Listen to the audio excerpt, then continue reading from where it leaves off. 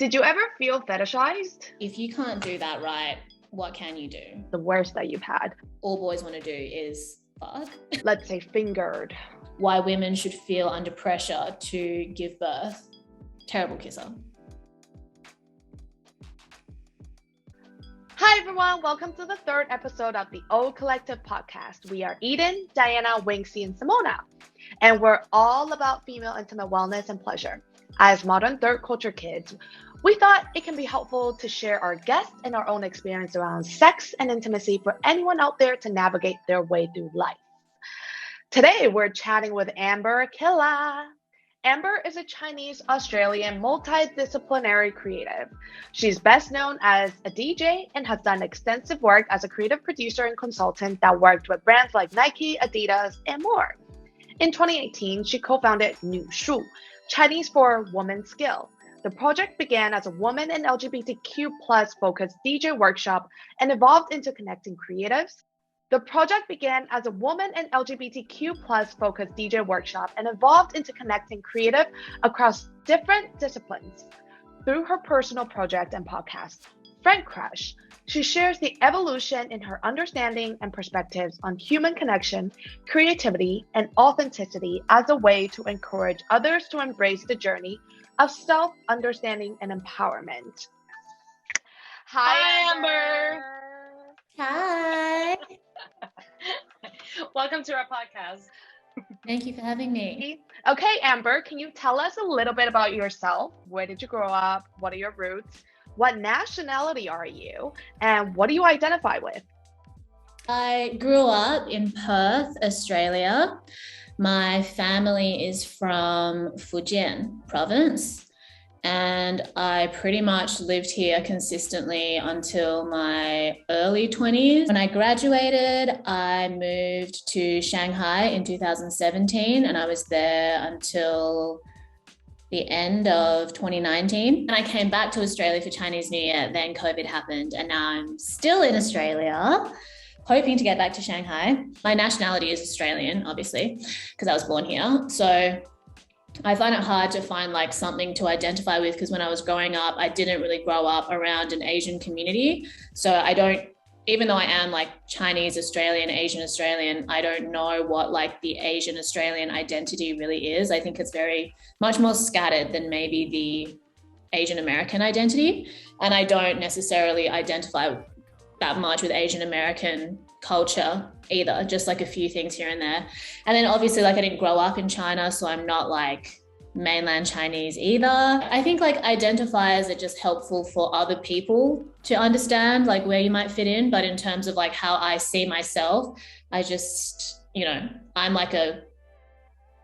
a product of all my different experiences and the places that I've lived, so I just try to keep it open-ended. Also, to give our audience a little bit more of a background, what did you study? What did you want to become? When I was younger, I think the first thing that I ever wanted to be was to be a fashion designer. I really wanted to go to design school when I was a kid. I was like obsessed with Alexander McQueen, obsessed with like the Antwerp designers.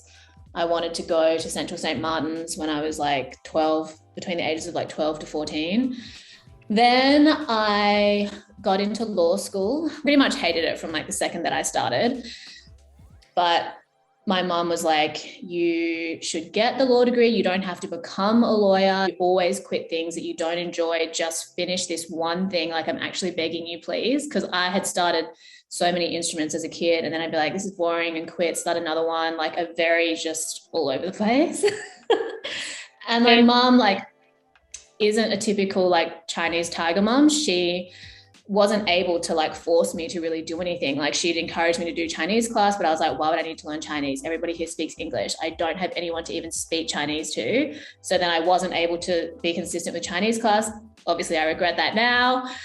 She never really forced me to learn an instrument, but I would want to learn instruments, and then I would get too hard and I would quit. So she was like, just do this law degree, please. You don't even have to be a lawyer.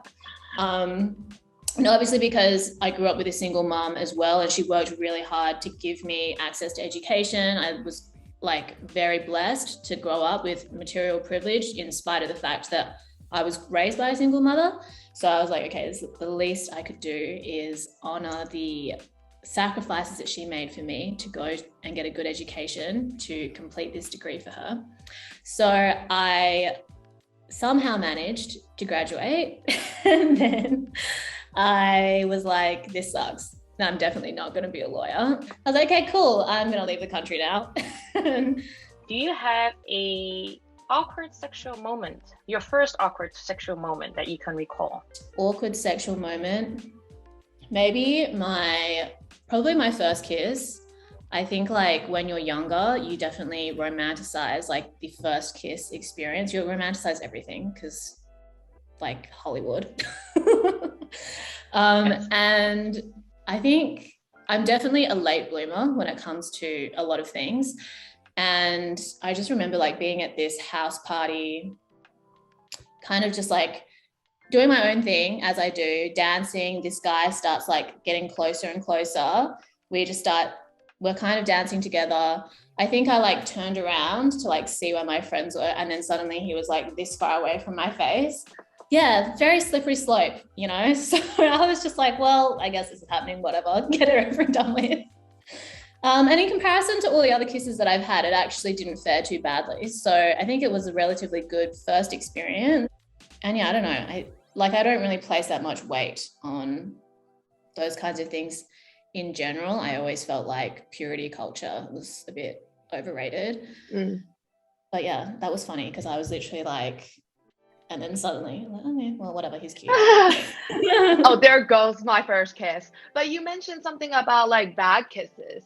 That wasn't the worst that you've had. What was the worst that you've had? I guess whenever you're kind of taken off guard, or if it's someone that I can't think of like specific experiences, but like in general, it's when you're taken off guard, or it's somebody that you mentally like are like, oh my God, he's so cute. Like you kind of build them up in your head. And then like when it actually happens, you're like, you're like, oh my fucking God. Yeah, I've had those moments. You're like, oh, I can't believe So I wasted all disappointing. that energy getting excited about this. Yeah. It can be such a turn down. Would you actually still continue if you're dating the guy or seeing the guy, would you still give him a chance? Or is it after that first bad kiss, you're like, no, this is not for me? I think by now, like that I'm older, it's like, if you can't do that right, what can you do? You know what I mean? Like when you're younger, it's different because like everybody's kind of learning, right? But if I'm dating a guy or I like hook up with a guy who's my age or older and he isn't a good kisser, it's like a bit concerning. Feedback. But what if he was just nervous? Nervous?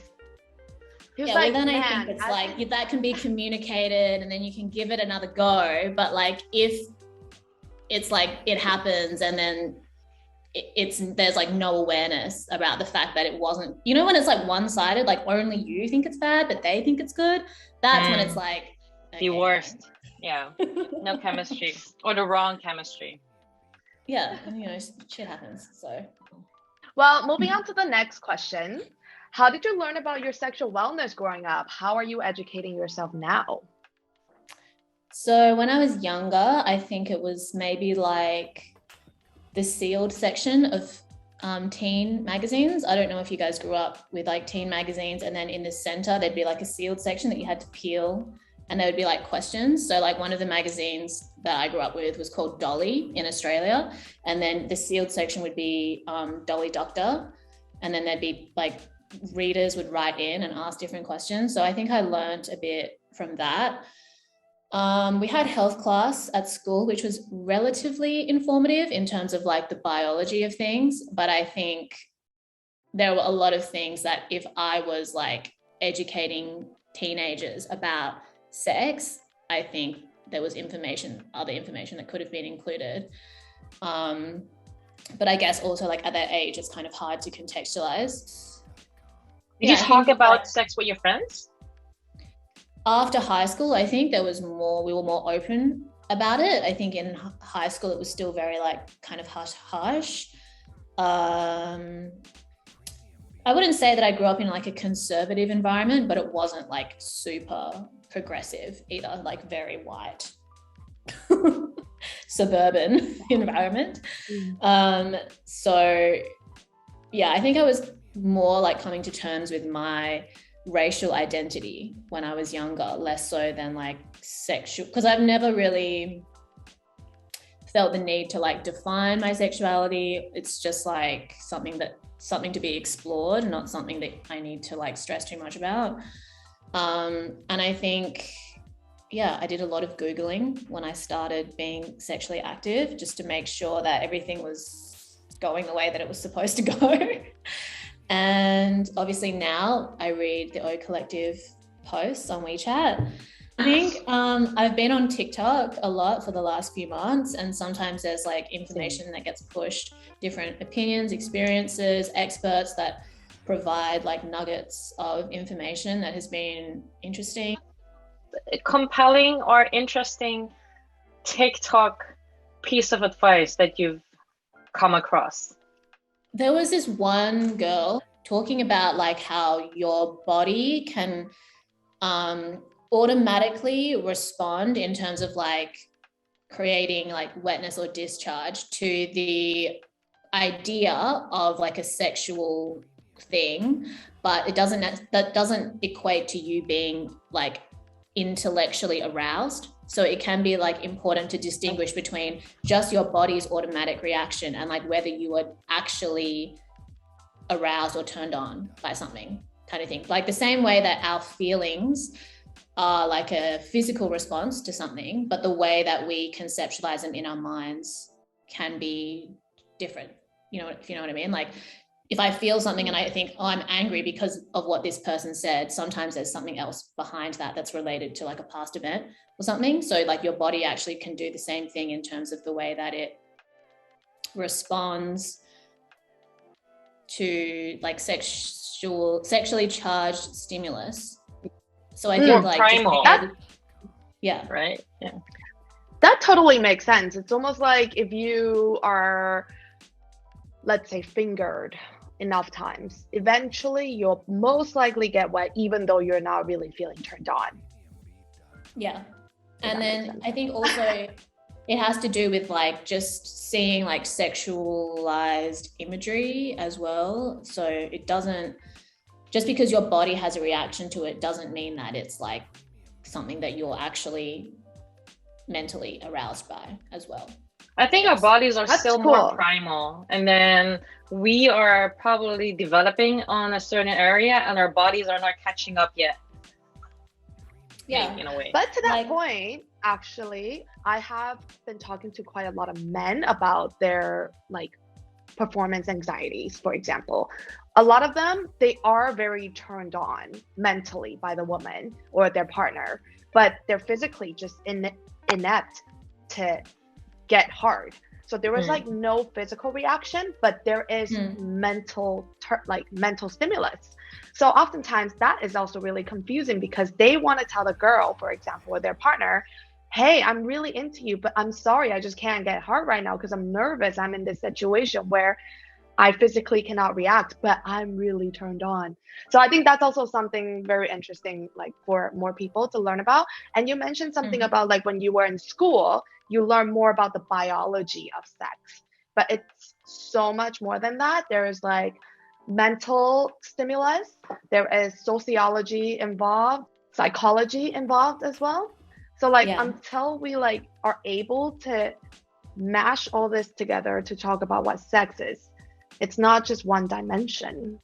Yeah, and also just like to your point about men and their experience, I think the way that we're socialized differently as genders as well. Like one thing that I've spoken to people about is how when you're younger, especially because I went to an all-girls school, like there's this idea that men are just always thinking about sex, all they want is sex. This assumption that men just always are able to perform. But there are so many things that go into their ability to do so: stress, sleep, you know, like that division between the part of your brain that has feel like connected to your feelings in your body, and then the part of your brain that is like able to function cognitively. Like you said, that actually separate parts of your brain that we need to learn to develop awareness of. Like I just started reading this book that talks about how the part of our brain that has like physical feelings is separate to the part of our brain that has developed like our prefrontal cortex that allows us to like be human, different to an animal.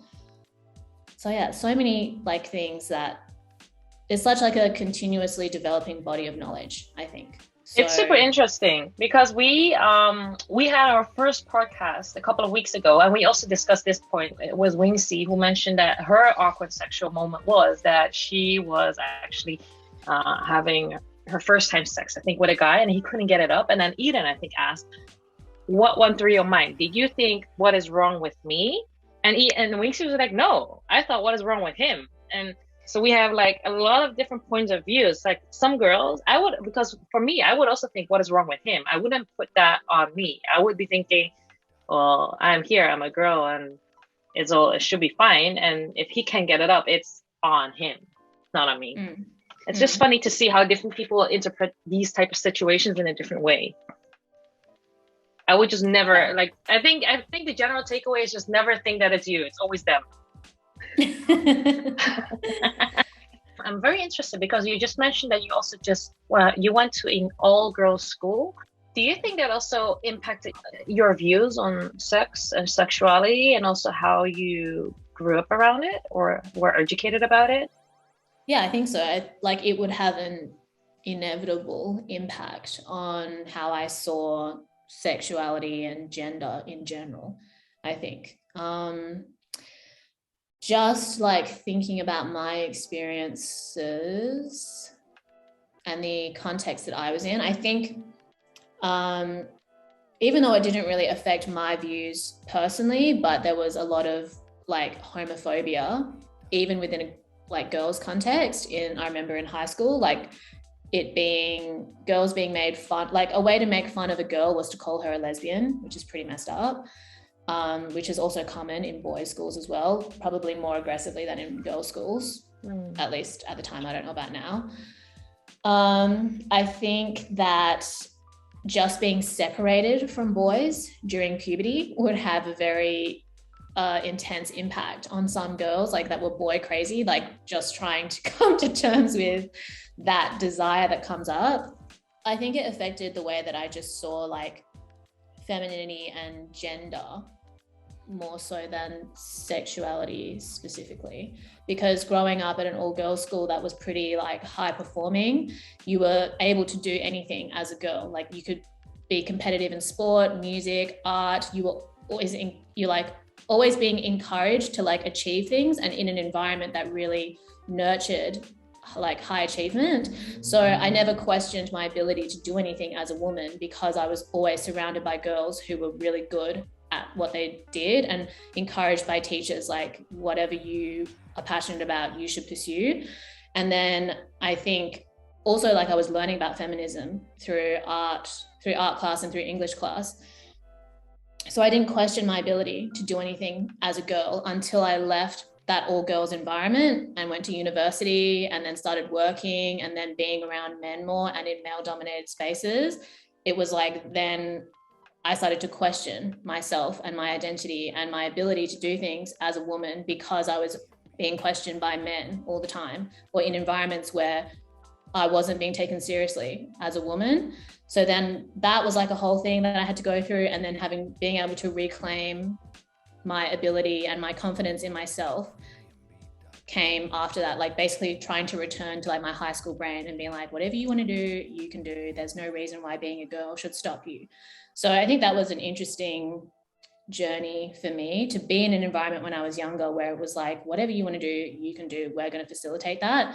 Then to like enter the real world and be like, wait, I can't do anything according to these people.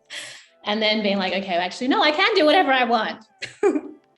So your journey from a law student to becoming a creative consultant and DJ, a model in Shanghai sounds pretty cool. How did your mom respond to that? My mom hates me DJing. She's like, stop DJing because you're going to be up late at night and it's bad for your skin. You're going to get pimples. Not wrong. It's such a Chinese mom reaction. Yeah, she's like, well, oh yeah. I'm like, yeah, So yeah, but then obviously as a club DJ, which is what I was doing for like majority of the time when I first started DJing, you're out all the time. And then when I transitioned from club DJing to more brand DJing, like brand parties finish at like 10 p.m. and like you get paid so much more money. So I didn't have to DJ as regularly in order to like push my profile. And then I also started to get like free stuff from brands because I was working with them, and I would like tell my mum, and she'd be like, oh, that's great. With like the other stuff, I mean, my mum doesn't really get it, but I think she's still supportive in general. I think she she knows that I probably wouldn't be suited to the lawyer lifestyle. Does it feel easier to be a female in this space opposed to maybe being a lawyer? Well, I never really worked in a formal like legal environment, but from like conversations I've had with other women that work in law, I've heard that it can be like really tough to just like have to find a way to assert yourself in those kinds of spaces that are traditionally male dominated. I think I've been really lucky that a lot of my work experience has been in Shanghai, and even though I'm not physically in Shanghai, it's still very much connected to Shanghai as well. Like the agency, my main client now, like one of their offices is in Shanghai too. So I think that Shanghai, my experience there's a lot of women that are working, especially in creative spaces. Most of the time when you're working with clients for brands, they're women. So I haven't found it difficult really to work with women or to just work in general in Shanghai. Like the gender part doesn't come into it as much. Yeah, how do you guys feel with your work in Shanghai? Actually, when we worked in corporate, of course now is a whole different story. When we worked in corporate, I would say women were very, very empowered. And also our CEO was a woman from Shanghai. But I would say Shanghai and Beijing, Shenzhen, maybe the tier 1 cities in China is definitely the anomaly, because we have seen some stats of equality of men and women across China. There's still huge inequality for women, but we're just lucky that we are in places where we don't experience nor see it as much. Even to this day, we have seen stats that even in places like Guangdong, girls are still getting asked to marry or like have arranged marriages at age 16, for example. And to me, that sounds crazy. I'm like, what?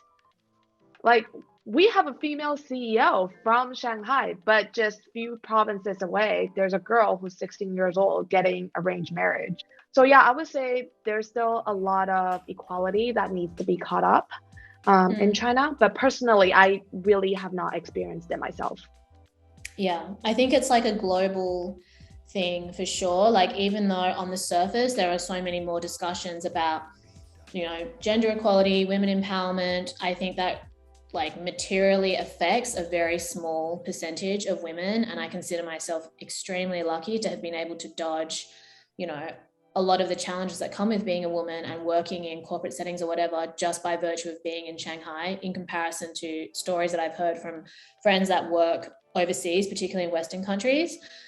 But yeah, like I think especially when it comes to class, there's so much more inequality that exists in terms of gender. When you're looking at like working class people that are living in poverty, it's so much more difficult to even conceptualize like gender equality when you're not able to make ends meet, not able to get an education. So I think like, although I consider myself extremely lucky, and like you said, maybe we haven't experienced as many challenges directly, we're still really aware that these problems still exist on a huge scale, and it's more likely that we're an exception than the rule. So yeah, I'm very aware of that. And I think just from like the conversations that I have with women, like talking about gender equality isn't something that you can just assess like from the way that women experience their professional life. I think more and more now it has to do with just interpersonal relationships, how women see themselves, how they connect with themselves, with other women, with men in their romantic relationships. That is also something that needs to be addressed or spoken about, because it goes from like within, like it starts from within and then goes outward. You can't just say, oh, because I get paid the same amount as a man that I'm suddenly respected by men and by society. You know, like maybe in your personal relationships, you still struggle to assert yourself, and that has a huge impact on like how equality or how women and men even can be empowered. So I think that's like the next frontier beyond just like everybody being able to work, because capitalism wants everyone to work anyway. It doesn't matter. It's better when men and women work. I think it's like that inner empowerment. That's the next challenge for people, society. Hear your guys' point of view here. I feel a bit different about this. When I grew up, so my parents are from Wenzhou, and I don't know, I think Wenzhou is viewed as they're the entrepreneurs of China. I see all the Wenzhou family members coming to Europe, and they're all starting their own businesses, and it's always a husband and a wife, and it's very equal in terms of how they like the work or the relationship between the two of them. And I sit in the conversations when they talk about money, and then money is also equally divided. How they handle the kids is equally divided. So I feel the part of China that I've seen, and those are the Chinese people that came to Europe to work, they're pretty equal when it comes to work and interpersonal relationships. But I definitely know that there's a lot of inequality. Also, when I travel back to China and I go to my parents' local towns, I see that there's more inequality there. Like the woman, she's in charge of the household and the man brings in the money. But I feel there's some type of development for the Chinese that went abroad, and it was just required from both of them bringing money to the table and their responsibilities when it comes to family and family duty. So you think that like locally it wasn't like women weren't expected to work, they were expected to just look after the home, but for the Chinese that left, it was more likely that both parents would be working?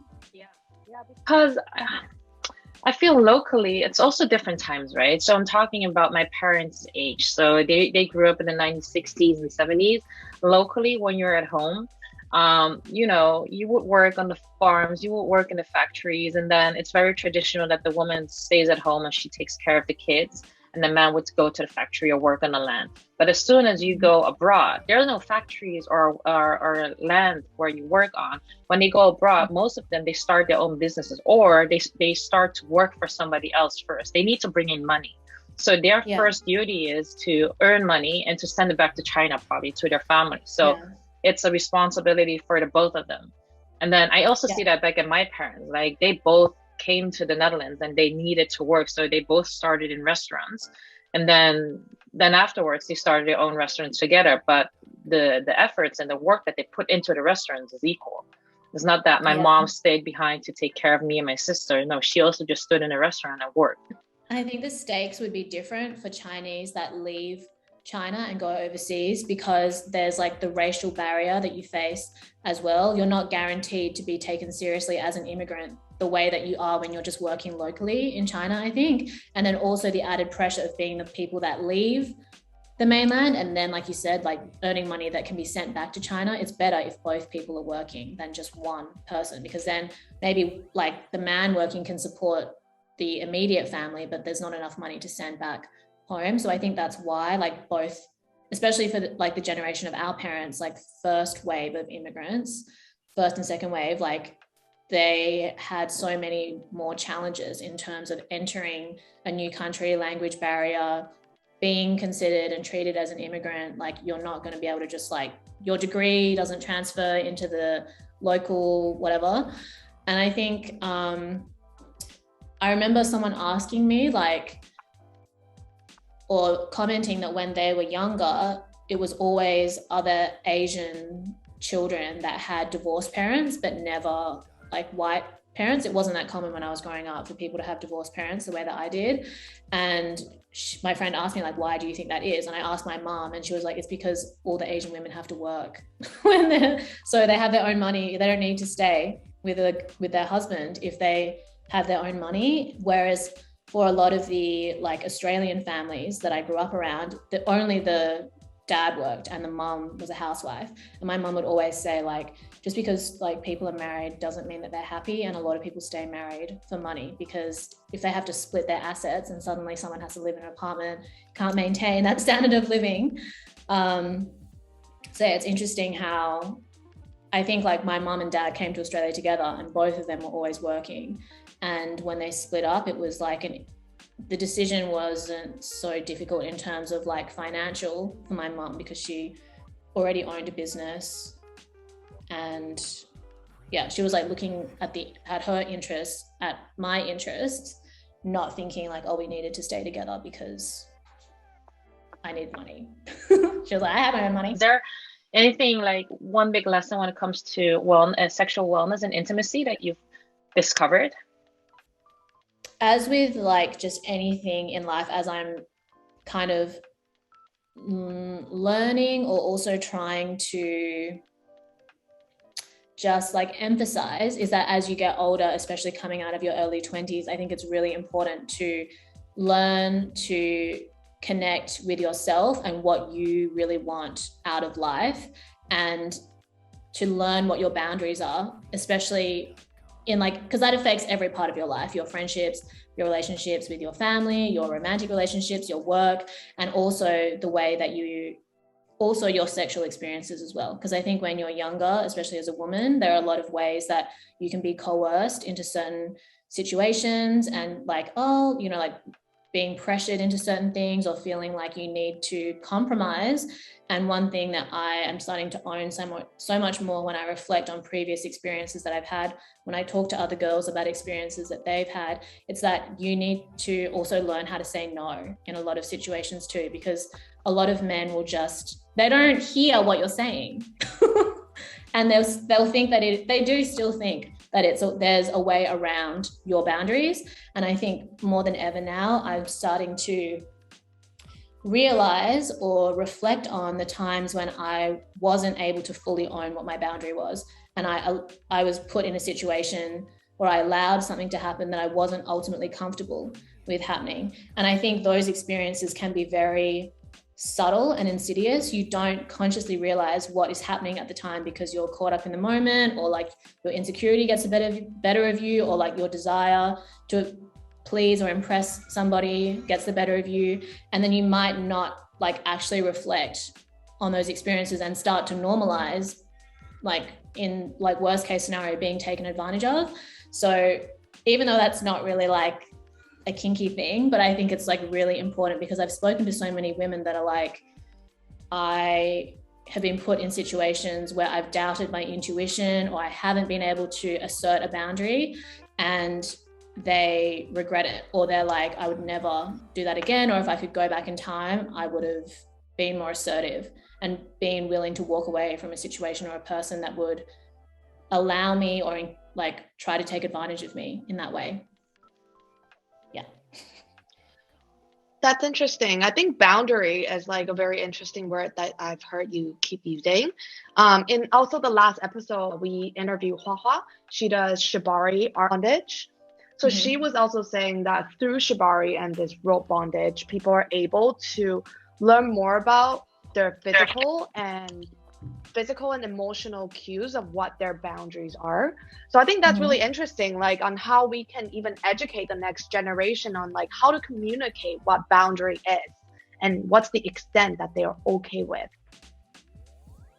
Yeah, and I think it's like an ongoing journey to understanding as well. Like even though you can say like boundaries, standards, etc., like having to like the practice of returning to yourself and like asking yourself what it is you really want, what you're comfortable with in any given moment is important, because it can change as well. Like what my boundaries were when I was younger might be different to what they are now, what they might be in the future, what they are like within each connection or situation can change too. So that's why it's like nobody can tell you what they are. Only you can really know what they are for yourself. And then only through communicating with whoever in whatever context, friendship, work, romance, can you like get to a place where it's like mutually beneficial, instead of like one person having to benefit at the other person's expense. I think that's kind of like a lot of maybe traditional or like older school thinking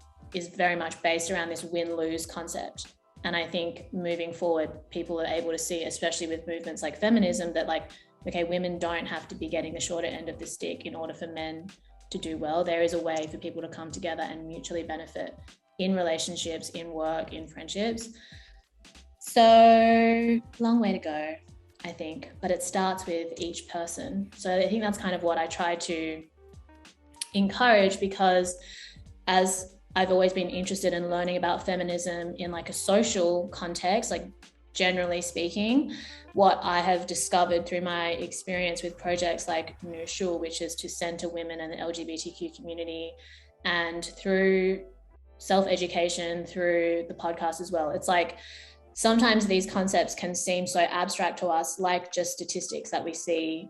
And it's like, okay, yeah, there is inequality, but then you don't know like what your contribution can be to change, because you're like, well, how do I just make sure that women are treated equally in business when they're not, you know? And I think instead of like focusing so much on just those bigger social issues, understanding how it manifests in our personal lives. And that's where I think boundaries comes in for women, being able to say no, being able to know when they need to assert themselves. That's how change happens. Because if you're waiting for society to give you permission or to empower you without you knowing that you need to be empowered, knowing what it takes to be empowered, then we just end up going around in circles.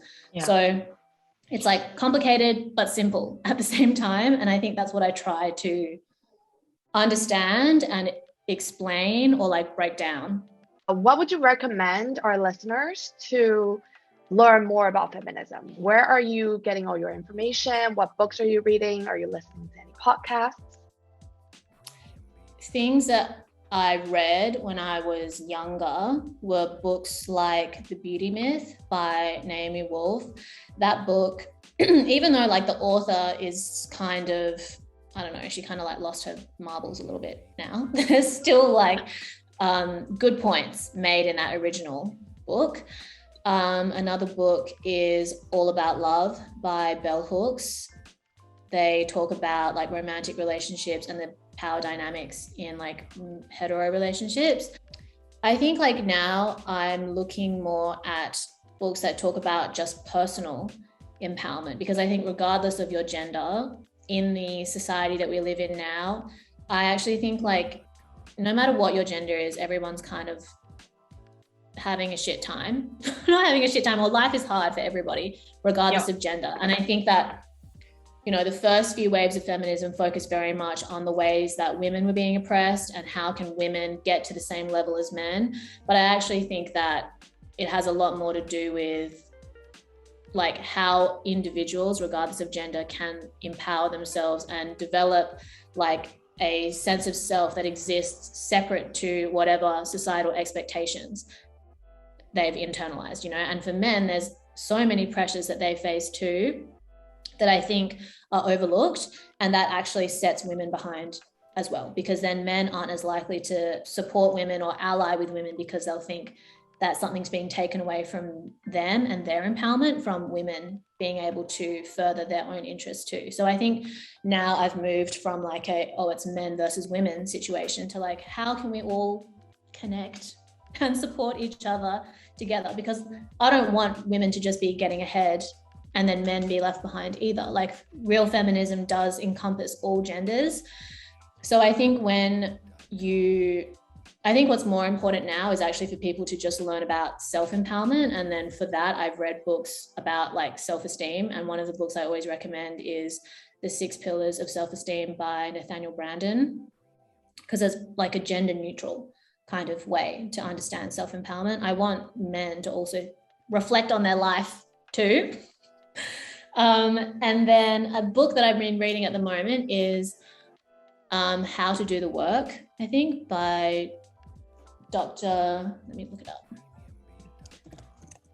With all of these books and learnings about self-empowerment, what is the one biggest takeaway then that you've had? Because we're also talking about women that need to recognize when they can say no. And I think that's also a form of self-empowerment. So if we want to put this into practice, you've been studying a lot apparently on this topic already. Like, what is the biggest takeaway that they tell you to do when it comes to empowering? I think the main takeaway is being able to recognize that it's normal to make mistakes, and that what's important is that you learn from them, and that there is no silver bullet that is going to change your life overnight. It takes like consistent practice and work. Like the book that I was just about to recommend called How to Do the Work by Nicole LePerla. She's a psychologist, I believe, and she has like a holistic approach to psychology and wellness. So I think like where Western science is starting to catch up is the concept of like mind-body connection. Mind, body, and spirit are all connected. Previously, they would consider these things separately. And I think in like Eastern traditions and religions, these things have always been considered as like working together. But in her book, she talks about how these things are connected, and that, you know, recognizing your shadow self, being able to accept your flaws, being able to accept mistakes that you've made in the past or experiences that were traumatic. It's an ongoing practice of being able to develop an awareness of like your triggers or your patterns of behavior, how you can choose better for your future self. And I think that with modern society, there's this idea that it's like, okay, I'm just going to buy this thing and then my problems will be solved. Or if I just do this thing one time, if I just go to the gym for 3 hours one time, then I won't ever have to work out again. But like anything, you need to, like, it's a practice. You've got to do it regularly, and then the benefits start to compound. So I think the main takeaway for me has been to like have patience and just to be consistent. Like small steps and small progression is more valuable, more meaningful than one overnight awakening. You know, it's never really like that for most people. And even if it is one moment of awakening, you still need to take what you learn from that moment and apply it every single day moving forward if you want it to actually make a difference. There's so many distractions, so many different messages, advertising. Like, I think people underestimate the degree to which they are marketed to now, especially with social media, like being in our pocket at all times. Influencer culture as well. Like, there's always things that are being sold to you as like a solution, because that is what marketing is supposed to do. And it's not about whether that's right or wrong, but I think just developing an awareness of that, which is then getting in touch with like, okay, what do I really want? What is realistic for me? What am I trying to achieve, and how can I get it without thinking that it's going to come from me just buying this thing or buying that thing? You know, it doesn't mean you can't buy things, but I think our relationship with how we consume has impacted the way that we're able to actually like grow in some ways, because we're not used to like the resistance that comes with having to make those sorts of changes. That's something that I try to like just remind people of, because I always get questions like, how do I learn how to DJ? How do I become a DJ? I'm like, literally, like I Googled how to be a DJ when I started DJing, and there's like a WikiHow page, and I would watch YouTube videos, and then I would DJ like every single weekend, and I would play for free. I would play shit parties. I would play like, so that I had to learn that way. And that's the same with literally anything. And sometimes you're not aware that that's what you're doing if you actually, you know, really enjoy what you're doing. But when it comes to like certain things that people want to learn that they don't have an understanding of, don't have a natural inclination towards, they expect it to come overnight. But it's a practice, everything. You've been growing up both in the West and you've spent some time in Asia right now. And then with all the learnings that you had, do you see any big differences between Asia and Australia, or maybe China and Australia, or Shanghai and Perth? Yeah, I found that Shanghai, even though it can be cliquey as like any city can be, I feel like people are a lot more open in China in general. And I think it has to do with the way that WeChat functions, because there's like one communication app that everybody has. So when you meet someone, it's like, oh, Jiao Weixin, like it's so normal. It's so easy to connect with people. Whereas I feel like in Australia, there's more like, it's like, oh, well, do I add you on Instagram, or do I add you on Facebook, or do I take your phone number? Like there's more like barriers, I think, to getting to know someone. Like I was talking to an Australian friend about this, and they were like, yeah, I would literally need to meet somebody 7 times before I added them on Facebook. But in China, like you might just meet someone one time, you know, and add them on WeChat, and you might never speak to them again, or you might become best friends with them. Like you never know. So that's something that I always really appreciated about Shanghai, because I felt like in Perth, you know, I grew up in a bubble inside of Perth already, like living in the suburbs, and it can be very cliquey as well. I can't imagine like being a foreigner coming to Perth and then like trying to make friends in the circles that I grew up in. I can imagine that being really hard. And I've had friends that have dated outside of their social circle here and said that their partner found it really strange the way that people here just like socialize and stuff. So that's something that I always really loved about just China and Shanghai, because I feel like I've been able to connect with so many people from all over China. Like if I'm working in another city, you know, you're just adding like photographers, makeup artists, hairstylists, you've got everyone's WeChat. And then if another project comes up, you can easily get back in touch with them and communicate with them. But like in the West, when I'm working on projects and it's all via email, and it just seems so much more like, I don't know, detached a little bit when you're dealing with people in that way. For like, I think when I was growing up in Perth, because I was like one of the only Asian girls, there was no media representation for Asians in general. I felt like almost asexual. I was like, I didn't feel desirable by boys, even if like years later they'd be like, oh, I had a huge crush on you, and I don't know if it's just because I'm oblivious or because I just wasn't that sexually charged when I was a teenager. But I think going to Shanghai and just going to clubs and just seeing Chinese girls like off their rocker, drunk, like all over, boy crazy, I was like, oh, this is like a completely different experience. It's like a weird thing to just, it's something that I didn't expect to take me by surprise in terms of like culture shock, just like seeing lots of Chinese girls embracing their sexuality openly. Like I never saw that when I was growing up. And I was like, always had comments made about me because of my race and how that might connect with my sexuality. But I think it's so different when you're in China and like everybody is Chinese. So there isn't that like separation. What comments did you get in Australia about your race and sexuality? Like assumptions that were being made about whether I was promiscuous or frigid or like being tokenized, like, oh, well, you know, they only want to get with you because they've never been with an Asian girl before. Did you ever feel fetishized? Yeah, definitely. It would have been hard for me not to, just like the environment that I grew up in, because I was like one of the only Chinese girls.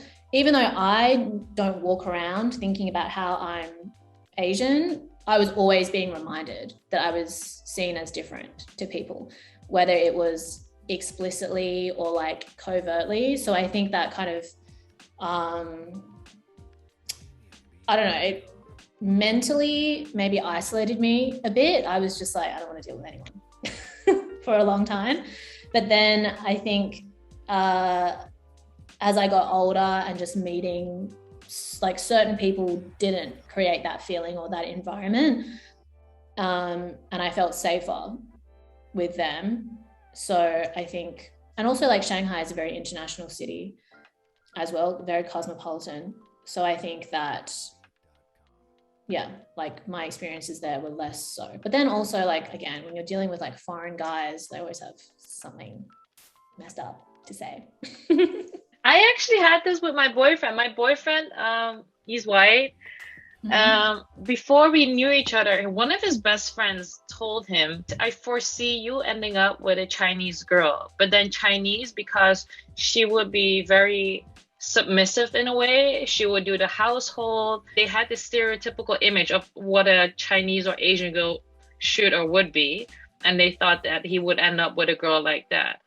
Now the joke's on him, because I might be an Asian girl, but none of all of those stereotypes. I don't cook, I don't clean, I'm not, yeah. Actually, that reminds me of another awkward experience that I had with a boy. I think we had been like talking. I think he worked at like a store that I would always walk past when I was going to like a class or something. I like randomly did like a makeup course when I was at university because I hated law. So I was like, let me do something that interests me. So like the place where the beauty course was like in this kind of mall, and I would always walk past this liquor shop that he worked at. So I would kind of like talk to him from that. And so we got to know each other. And then I remember we went to a party, or we were at a party or something, and we kissed. Terrible kisser. I was like, oh, this is so awkward. Like, bye. And then I was like, he would like lean in again, and I would kind of like pull away. And then he made a comment like, oh, you're so shy, or you're so timid or something. And I literally wanted to be like, you just suck at kissing.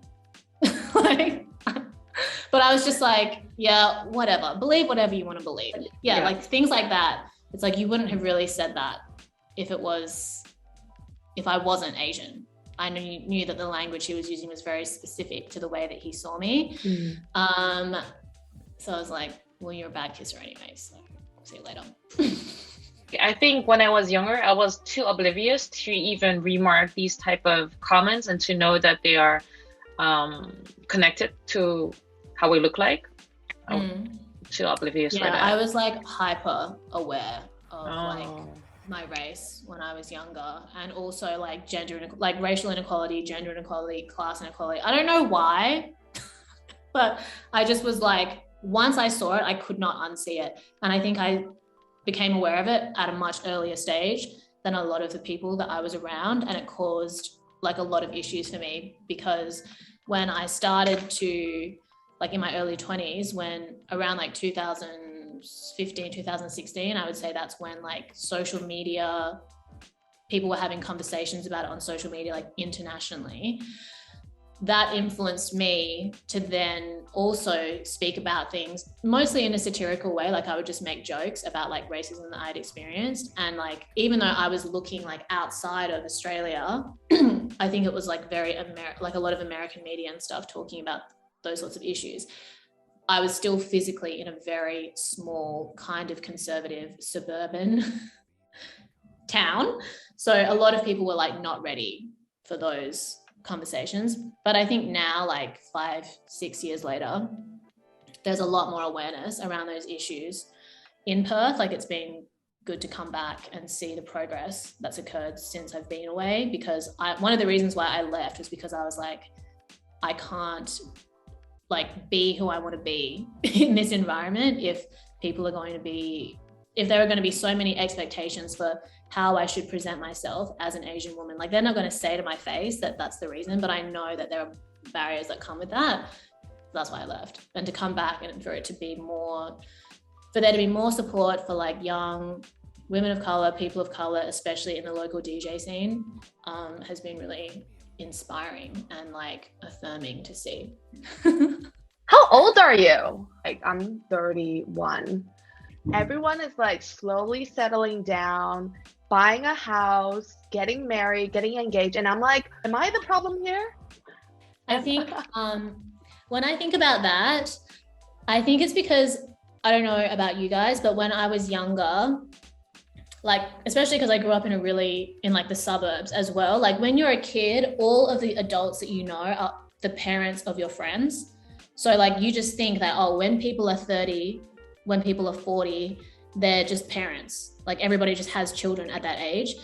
You don't, like I didn't know any other 30-year-olds when I was a kid that lived the life that we live, you know what I mean? So like you just kind of subconsciously expect like, oh, by the time I'm 30, I'm going to be having children like the other 30-year-olds that I knew. But then when you actually get like closer to that age and you don't choose to become a parent, then life continues in a different direction in a way that you didn't necessarily think was possible when you were younger. And especially now that like the economy is different, social expectations are different. I think there's like so much more there's so many more options available for people. It's natural to struggle with, especially as a woman.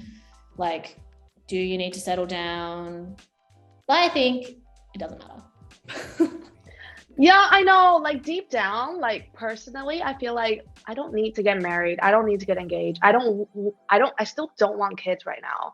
But like, I still feel this like pressure coming from outside, like culture, society, parents. They're just like, your time's ticking, but I don't feel it. As long as you're I still happy live doing like what I'm you're doing. 25.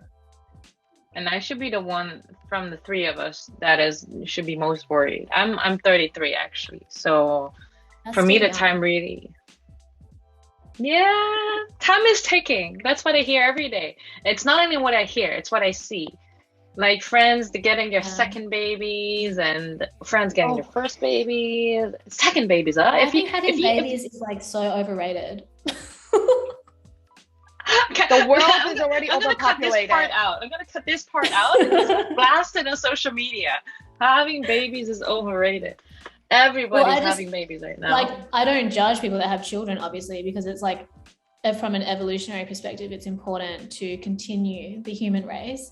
But I think that there's really no reason on a personal level why women should feel under pressure to give birth if they don't want to, because it is a huge physical, mental, emotional risk and burden to take on, firstly, to grow a child, then financially to bring up a child and the responsibility that comes with it. I mean, just for me personally, I would want to, even though I know there's like no right time to have children, I still would want to be in a specific like financial position with the right person to have children, kind of thing. I don't know. I don't think it's like, I don't think you as a woman need to be defined by whether you have or don't have kids, kind of thing. I totally agree with that, but there's always this but part. There's like this inherent feeling of, I don't know, biology and of course. I think it's written into our DNA. Like, and I know that like, because I'm not, I'm still, not 30 yet. I think that's when those questions come up more. Enjoy your time. I'm still like, why do I need a brush? It's normal for your body to want those things or drive you to do those things, but your ability as a human is the ability to choose whether or not you want to do that or not. Like an animal just has the urge and goes and pursues it. But as a person, you have the ability to make conscious choices for yourself. It's like your life's work to differentiate between those two things and figure out what you actually want for yourself. Because maybe your body is like, maybe it's time for babies, but maybe you're like, I don't know if I really want to have babies. And then figuring out what to do instead. And there's so many options available too. Like in my eyes, I'm like, okay, if I didn't have a biological kid, I could adopt a kid. I could foster children. Express the maternal instinct, which I think is what you're ultimately trying to figure out what to do as a woman. Like, how do you connect with your like divine feminine, maternal instinct? How do you express that? It doesn't have to be from having your own children. But the pressure is definitely there. And it's almost like, it's actually like almost a humanitarian act to have children now, because the birth rates are so low. Like when you think about it from a social perspective and like, oh, what are we going to do with no labor force in the future and an aging population? It's like charity to have babies now. And if you do, there's so many options. Like Lucy Liu is like 50 something and she had a kid from insemination from a sperm donor with a surrogate. Now? Wow. Just now? Yeah, like a few years ago. Yeah. I mean, obviously she's an actress and she has lots of money, so options come when you have money, but still, like she was still able to have a kid. To end the podcast, what is one piece of advice you would tell all girls and women out there to know and never forget? I would say that it's okay to make mistakes. That's part of life. As long as you learn from your mistakes, keep figuring out how to stay true to yourself, because there's always going to be barriers and obstacles and expectations.